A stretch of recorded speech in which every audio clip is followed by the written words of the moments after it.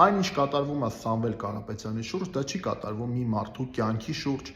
մի մարդու անձի շուրջ։ Սա տեղի է ունենում մի գործընթաց, որով մենք վնասում ենք Հայաստանի ժողովրդավարությանը, Հայաստանի հեղինակությանը եւ ասեմ ինչու, որովհետեւ Սամվել Կարապետյանը հայտնել է, որ ինքը հայ առաքելական եկեղեցու կողքին է եւ դա որակավորվում է որպես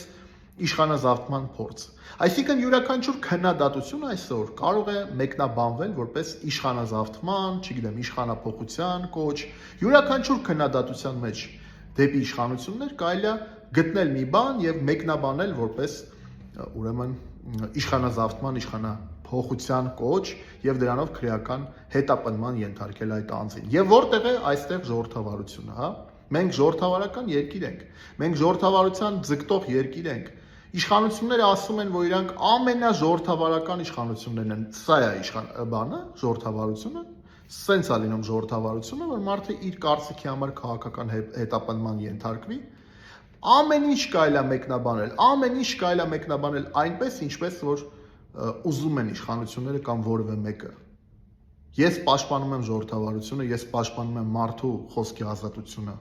եւ այն չպետք է վտանգված լինի Հայաստանի Հանրապետությունում։